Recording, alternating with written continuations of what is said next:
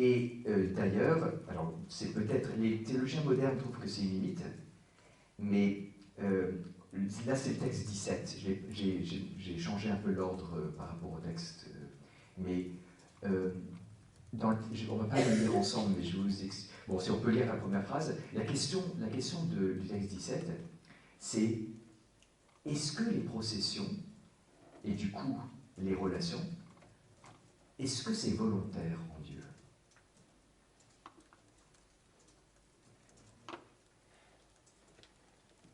Si. Alors, ce côté-ci dit si, et ce côté-ci dit non. D'accord. Pardon? Valérie? Si, tu as dit quelque chose? Non, je vais te poser la question. Est-ce que c'est volontaire?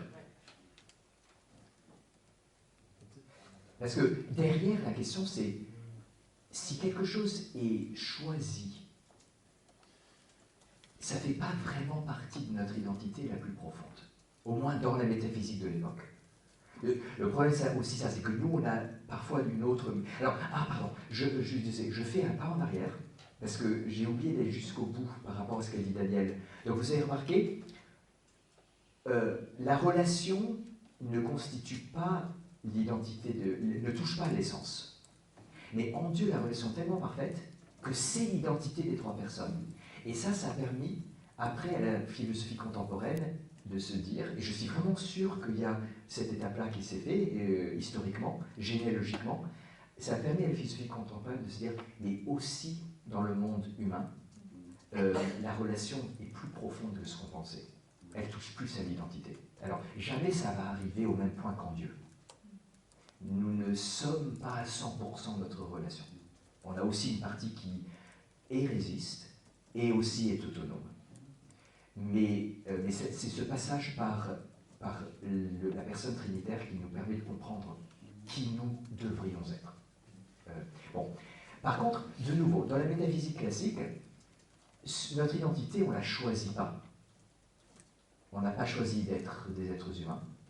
On n'a pas choisi d'être homme ou femme. Alors maintenant, on peut un peu plus le faire, mais en tout cas, au XIIIe siècle, ce n'était pas le cas. On ne choisit pas ça. Par contre, il y a des choses qu'on choisit. Et du coup, ça fait moins partie de notre identité. On pourrait être soi-même, même sans ça.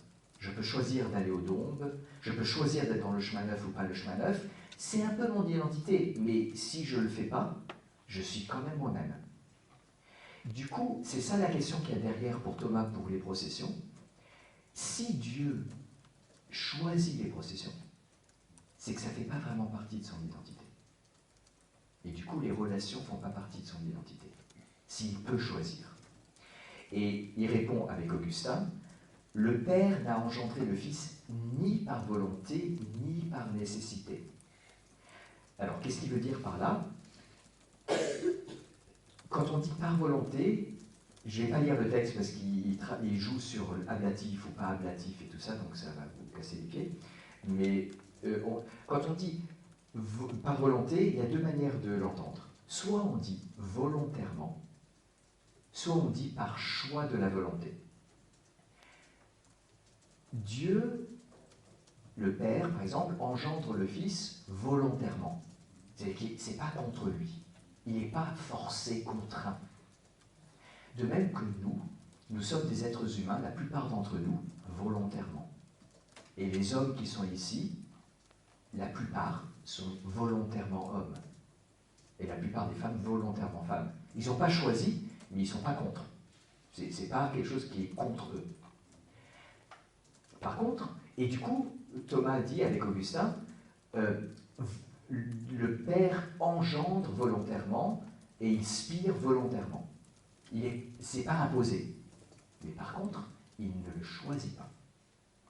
Il accepte. Il ne le choisit pas. Ce n'est pas un choix qu'il pose. Du coup, ce n'est ni par volonté, mais ce n'est pas non plus par nécessité, parce que Dieu n'est pas contraint. Alors, il n'y a pas dans le texte, ici, mais un peu plus tard, Thomas dit, c'est par nature. C'est par nature. C'est ni volontaire, ni par volonté, ni par nécessité, c'est par nature. Du coup, ça veut dire, ça fait vraiment partie de l'identité de Dieu. On ne peut pas concevoir notre Dieu, ce Dieu-là, le Dieu de la révélation, on ne peut pas le concevoir sans les possessions et sans les relations. Il est constitutivement Père, Fils, Esprit.